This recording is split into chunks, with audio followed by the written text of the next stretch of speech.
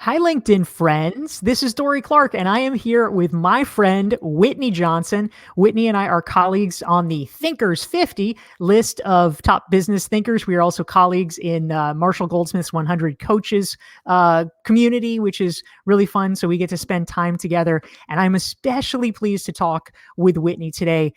We are going to be discussing reinventing yourself and disrupting yourself during the crisis. Whitney has written a great book. There's sort of sister books, you could say. Mine, let's see if I can get it right. Mine is Reinventing You. There's my prop there. And Whitney's is called Disrupt Yourself. She's also the author of Build an A-Team.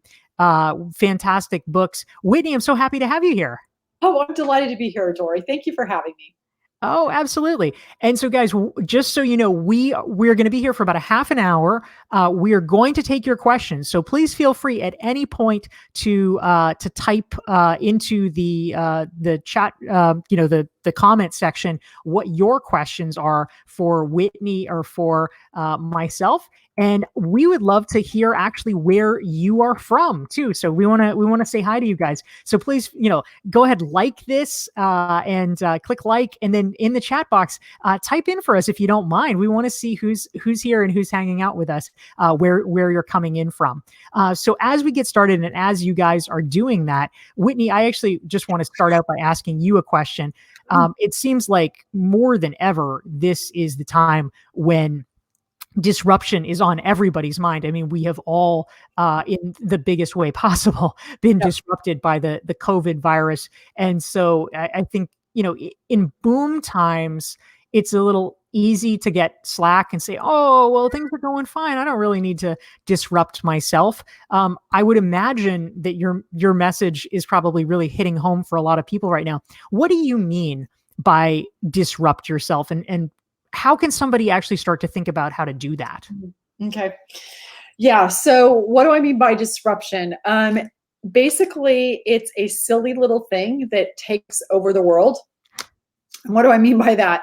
So I worked with Clayton Christensen for about 5 or 6 years. And for those of you listening, he wrote a book called The Innovator's Dilemma that said that silly little thing that can take over the world, like the telephone did to the telegraph, like the automobile did to the horse and buggy. And more recently, we've seen Netflix disrupt Blockbuster, and Uber and Lyft are disrupting cabs.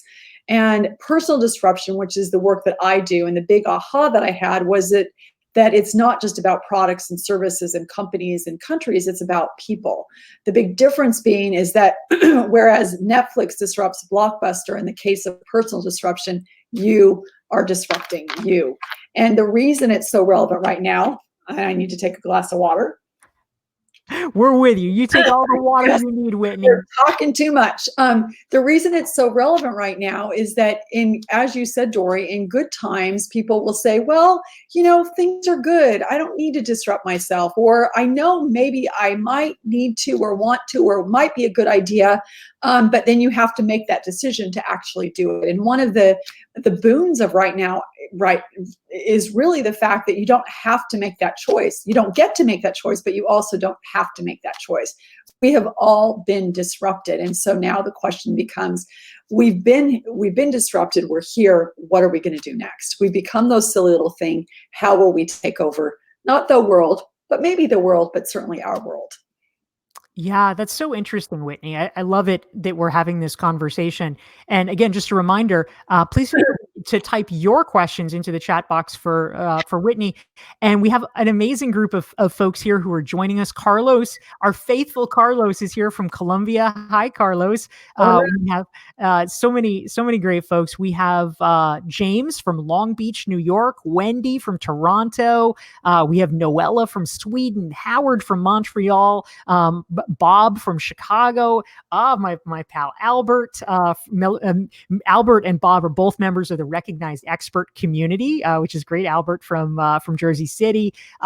Sue is here from Pepperell, Massachusetts. It's great. Karen from Chicago. Royanne is from Nassau, Bahamas. That sounds like a nice place to be. So lots of amazing friends joining us, and thank you for being here.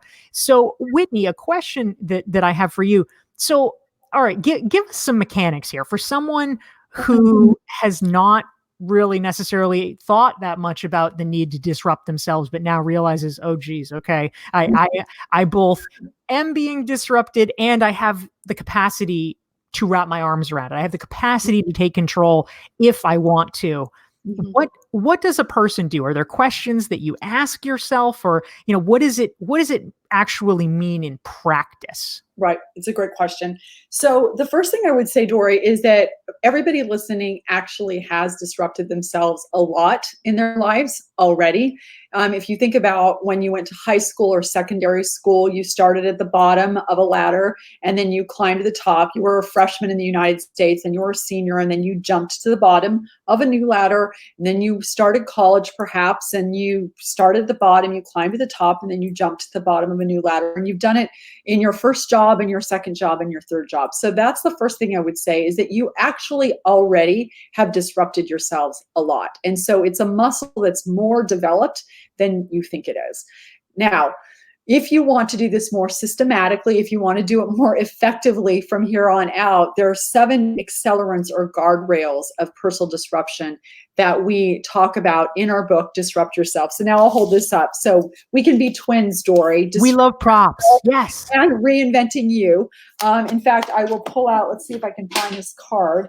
I'll hold this up and we can put this in the comment section later, but there are 7 accelerants of personal disruption that you can use in order to effectively move along that S curve, start at the bottom, climb to the top, and jump. Basically, learn, leap, and repeat. That's what I want you to be thinking about, is how do I systematically learn, leap, and repeat? So very quickly, step number 1, you're starting out, you're like, okay, now what do I do? I've been disrupted. What's my next step? First step is take the right kinds of risks. What do I mean by that? Well, in disruption theory, there are 2 kinds of risks you can take. You can take on competitive risk, where you know there's an opportunity. There's also a lot of competition, so you have to figure out if you can compete and win. Market risk is you don't know if there's a market. You don't know if there's an opportunity. But if there is, there's no competition. We know historically from disruption theory that your odds of success are actually much higher when you take on market risk, where you don't know if there's a market, but it's less certain, so it feels scarier. Yeah, blue ocean, like our friend Renee Moborn talks about. Exactly, blue ocean. And so one of the things you want to be thinking about is, as you're moving through this disruptive period, there's going to be a tendency to want to go to the certain things, to the places where there's a lot of competitive risk. A lot of people are vying for those opportunities. What I want you to do is think about, how can I take on market risk? What is playing where no one else's playing looks like? And how do I look at creating rather than competing? So what that's your very for a person. Like what would be a market risk for a person? Great question. So market risk for a person can look like a couple of things. So number 1, it can look like there's a job posting here on LinkedIn, since we're on this platform right now, and there are 50 people applying for it. Now you have to figure out, can I compete and get this job? You might be able to, but still it's 1 in 50 chance. And so that's competitive risk. Market risk looks like you look around you and you say, you know what, there's a problem over here and over here inside of my company that needs to be solved, or maybe for a company that you don't yet work for, and no one's solving it, and you're pretty sure that you can solve it. If you can create that market, if you can persuade people that that is a job that needs to be done, how many applicants are there? 1, and that's you.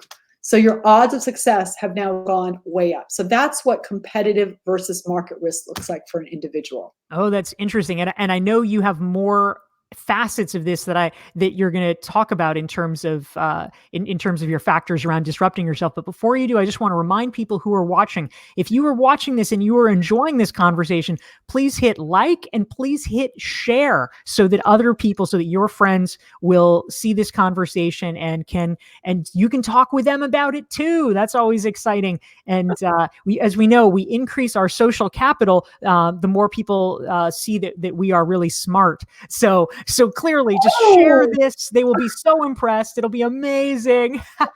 And also, please, if you are on your computer, which you probably are, open a new window. You can follow me on LinkedIn. You can follow Whitney on LinkedIn so that you can experience more LinkedIn lives like this. But so, Whitney, you were in the middle of talking about other factors related to how one can disrupt oneself. I'd love to hear yeah, more about that. yeah, absolutely. And I'll go through them quickly, and then if there's one that you're like, "Oh, let's talk about that," you can double click on it. So, Yes. the first one is, or not the, so we said number one, take the right risks. The next one is to play to your distinctive strengths, meaning figure out what you do well, and probably some of this dovetails with you, Dorie, is figure out what you do well, but then put yourself in a situation where you do it distinctively well. And what do I mean by that? Well, if you're really good at marketing, for example, and you're around 20 other people who are really good at marketing, it's going to be hard to differentiate yourself. It's going to be hard to distinguish yourself. But if you're really good at marketing and you surround yourself or put yourself in a situation where you're also okay at finance, for example, and you've got 19 other people around you that are very good at finance and running numbers, and you're great at marketing, now you've got something that you're good at, but it becomes a distinctive strength, and you're able to really stand out, Dorie, in a way that other people cannot. So that's, you play to your distinctive strengths, because when you feel strong, then you're much more comfortable playing where no one else is playing, which goes back to the first accelerant.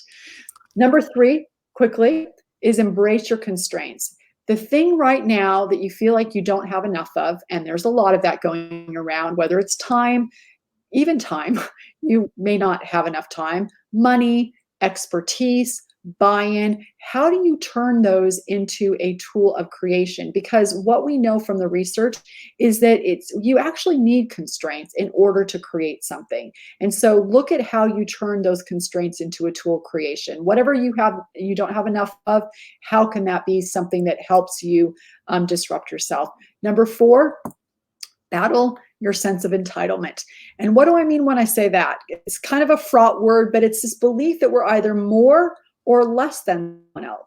And when we do that, when we believe that we're more or less than, and we all do all the time, what happens is we start to compete with other people. If I think I'm more than, I want to stay more than. If I think I'm less than, I want to try to catch up to them. And so I go into competition mode. And we know from a neuroscience perspective, we don't want to be in competition mode. We want to be in create mode.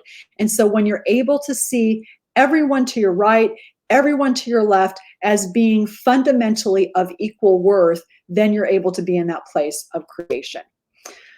Number five, step back to grow, to slingshot forward. Right now, there's a lot of steps back that we're taking. It might be stepping back to reflect. It might be stepping back because you've lost your job. And I know I have lost my job in the past.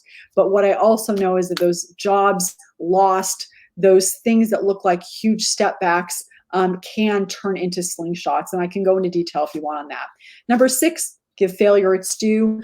It's not failure that's ever actually the problem, because we all make mistakes all the time.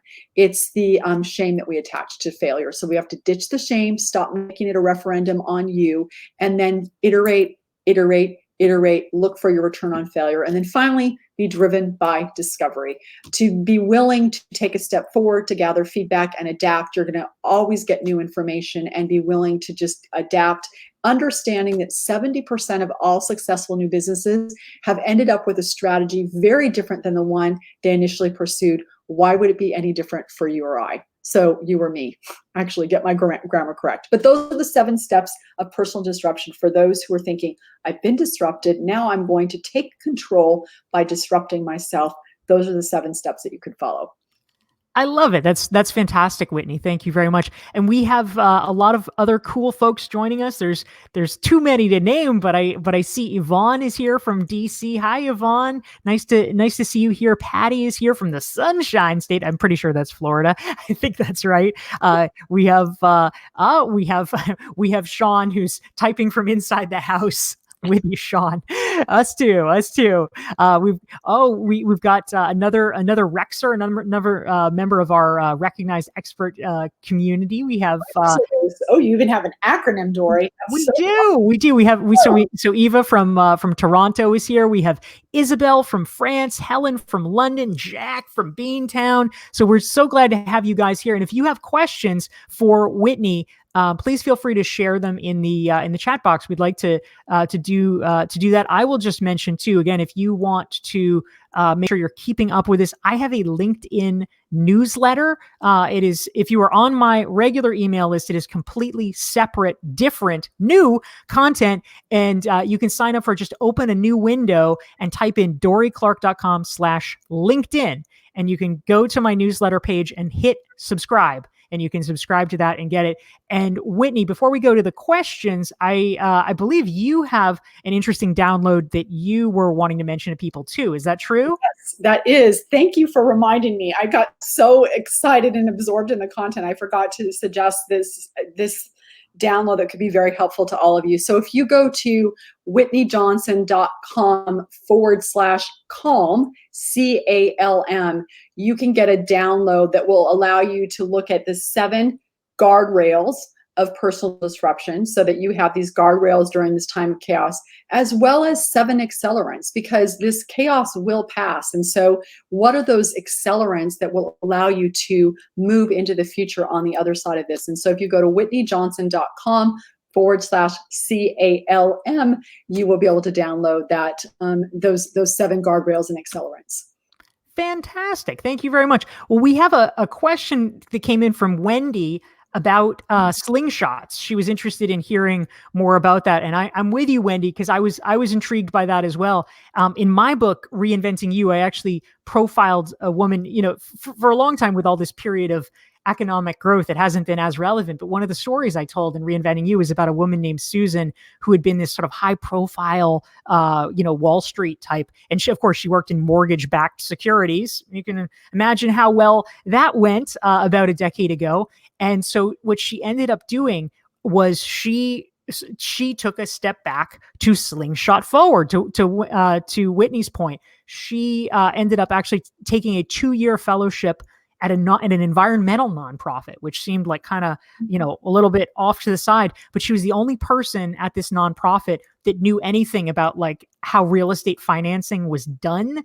And so she then, after this fellowship, was able to meld the knowledge of environmentalism and green building grants with Wall Street funding. And so she became the head of a very prestigious public-private partnership, and that became her new career with the slingshot. So I feel like that's a cool example. I would love to hear more from you, Whitney, about examples that you've seen or experienced yourself. Yeah, I love that. And what's really fun about that is it also hits on that idea of distinctive strengths. If she had a strength and she's working on Wall Street, and that strength was like, oh yeah, well, lots of people can build financials and build models, and they know. Then she goes to this nonprofit where no one knows that, and she's able to really distinguish herself. So that's fantastic. So this idea of stepping back to slingshot forward, I'll just give you a quick story from my own career, where I also was working on Wall Street. I was in investment banking. My boss, there was a merger. My boss gets fired. They moved me, but they really actually shoved me into equity research, which is like going from flying a fighter jet to a cargo plane. And so now I'm in equity research, and I thought, well, this is a huge step back. And they're like, okay, we want you to cover the cement and construction sector. And they already have a cement and construction analyst. So now we've got competitive risk going on. So what am I going to do? How do I play where no one else is playing? How do I take on market risk? Turns out there are a number of companies going public, no analyst to cover them. As the theory of disruption dictates, rather than knocking on this cement door completely closed, I build my own media door. And within a year, I was able to become a ranked analyst. So I played to my distinctive strengths. I played where no one else was playing. And that step back, in this case, it wasn't my step back. It was a pushback. It turns out being in equity research was a career maker. I was very good at it. I was able to slingshot forward. From a math perspective, basically what's happening on the grid of life is when you step back from a disruption perspective, is you're maybe at 12 and your life is sort of over one, up one, over one, up one. When you choose to disrupt yourself or you are disrupted, both are equally effective at making that happen. You move down that y-axis of success, and then you go over one, up three, or over one, up five, or why not over one, up 10? But that's what that step back to slingshot forward looks like. I love that. Thank you. Thank you very much for sharing that. And a question or comment kind of came in from Mia. She says, Dorie, can you share your experience as a journalist after 9/11? So just briefly, I guess it sounds like she's a little bit. To hear. Yeah, so I guess Mia's a little bit familiar. I'm glad to share it. So briefly, my first job after graduate school was as a political reporter, and I ended up getting laid off on the rather inauspicious date of Monday, September 10th, 2001. So the next morning when I started job hunting, that was not a great time to be job hunting. So I did, in fact, have to reinvent myself. I was both disrupted and had to disrupt myself. And so I ended up pivoting from journalism, because I couldn't get another job in journalism, to working on political campaigns. So sort of bridging that Venn diagram, because I had covered politics. And, interestingly, even today with the work, the sort of business work that I do, I mean, a lot of it is writing books, which I trained for with journalism. A lot of it is writing blogs for places like HBR, that kind of thing. And a lot of the work that I actually do with my executive coaching clients, I mean, I work with a lot of entrepreneurs and consultants and coaches and things like that. And honestly, I spend a lot of time actually acting like an editor. I help them come up with story ideas and extracting that from their experience to help them understand what would make an interesting article. I help them edit it. So it really does carry through in a lot of ways. So thank you for asking that. So great question came in from Karen. And for folks who want to hear more about my 9/11 story, feel free. You can Google, just type into Google, Dorie Clark YouTube, how to future-proof your career. And I have a TEDx talk where I talk all about that experience. So Karen wanted to know, Whitney, what is an indicator that we have drifted back into competition mode instead of create mode? How do we know if we're kind of... That is a great question. I love it. So I think that the way you know that you are drifting into competition mode is that instead of looking forward and what's out there and what am I going to build, you're just focusing and how am I going to compete with myself? How am I going to be better tomorrow than I was today? How is our business going to be better than it was tomorrow than it was today? And I always think of Katie Ledecky, the swimmer, where she's so much better than everybody else. Like if she were competing against other people, she'd be a much slower swimmer, but she's competing against herself. So she's always looking out there. I think that you're slipping into competitive risk when you start looking left and you start looking right. What are other people doing? You're trying to beat other people, really focusing on what other people are doing rather than on what you are doing, what you want to create, what your strengths are, and what problems need to be solved that you can solve. You need to have peripheral vision. I'm not saying put on blinders, but it's a matter of focus. You're focused on what you're creating. You're aware as opposed to aware, but focused on to the right or left. And the other thing you'll know is you'll start to feel this sort of tension, like I got to beat him. I got to beat him. When you start going to that place, you got to say, what am I going to create? And there's a wonderful quote, and I attribute it to Bob Proctor, but it might be someone else. Amateurs compete and professionals create. Isn't that fantastic? Nice. That's a really good one. Isn't that great? So you just say to yourself, am I competing or creating right now? And when you can get back to that create mode, some magical things happen. Yeah, that's so awesome. Thank you for that, Whitney. And I'll just mention to you guys who are watching, if there are nuggets that you find particularly helpful, a great way to capture them and to codify them for yourself and also to help other people is to type them into the chat box. If there's something that you hear that really resonates with you, or if you have experience to share, go ahead and type that into the comment section so we can all learn from that together. So Whitney, another question came in from John. He wants to know, could Whitney talk more about pivoting both in career as well as life decisions? So how do you think about pivots in kind of both of those realms? Yeah. So the way I think about it is everybody, as you saw this, is this idea of everybody is on an S curve. And this S curve helps us understand how we grow. Whenever we start a new project, we start a new role, we start anything new, you're at the bottom of that S, and growth is going to be slow, but then you put in the effort and you move into the steep part of the curve and everything's working and all your neurons are firing and you're exhilarated. And then you get to the top of that S. And now things are very easy. You know exactly what you're doing, but because you know exactly what you're doing, you're no longer getting the feel-good effects of learning and you start to get kind of bored. And so once you get to that plateau, it can quickly become a precipice.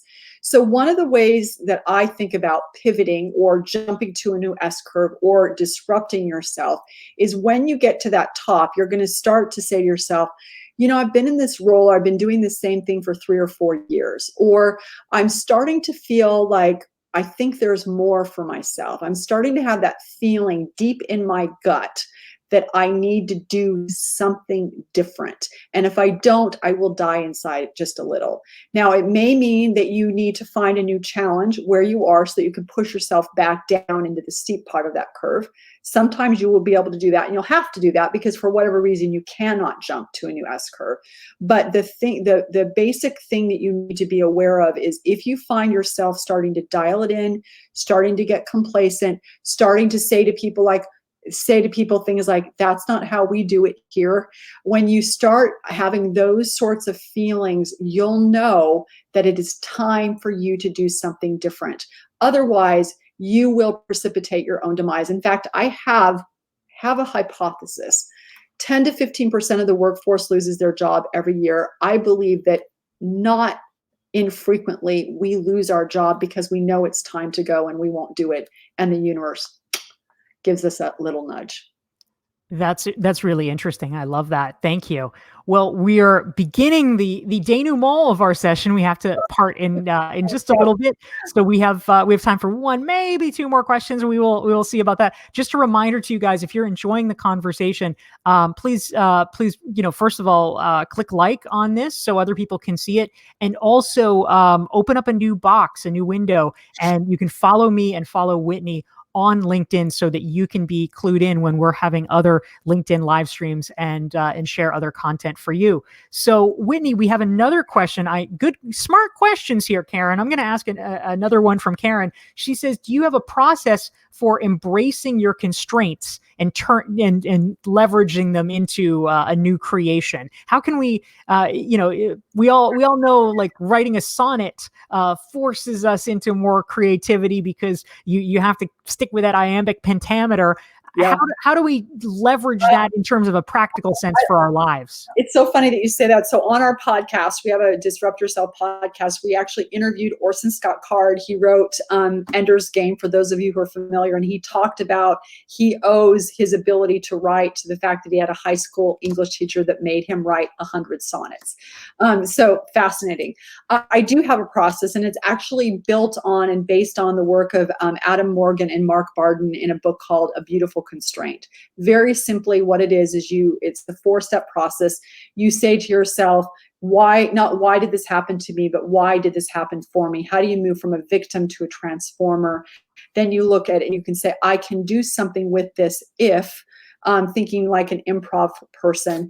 And then you focus on what resources you have a lot of, because you do have a lot of something. How can you barter? And then the final thing is to bring your emotion to it. So you've got something that you're excited about. You've got something that you're afraid around. The potency and the combination, the cocktail of those emotions are going to give you the energy that you need to move from the victim to the neutralizer, which is just kind of working around it, to the transformer of turning that constraint into a tool of creation. Ooh, I like that. That's great.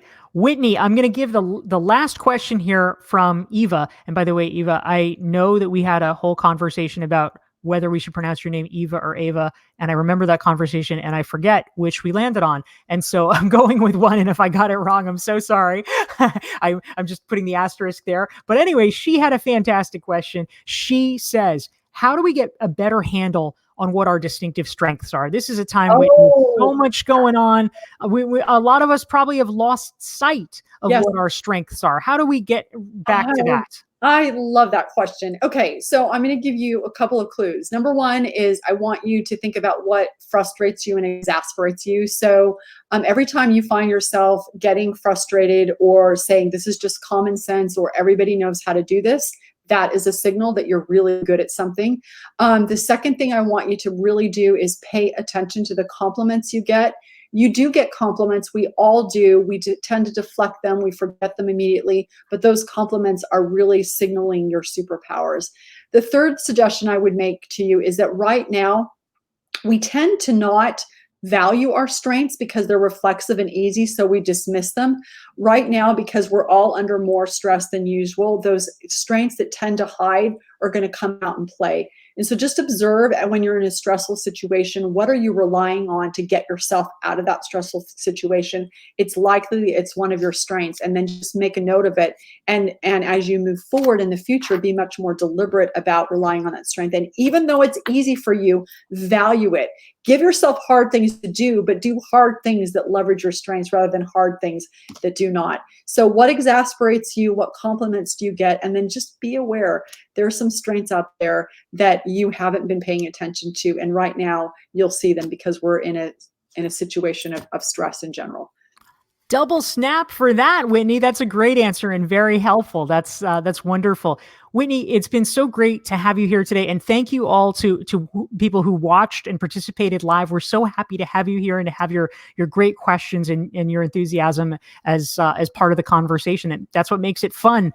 Whitney, thank you for being here. For folks who want to learn more about you and your work, where do we send them? The best thing to do is to go to whitneyjohnson.com and you can sign up for this download I said of those 7 accelerants, those 7 guardrails, whitneyjohnson.com/CALM. That is the best place to find me. Amazing. Whitney, thank you so much. Thanks everybody for tuning in and have a great day.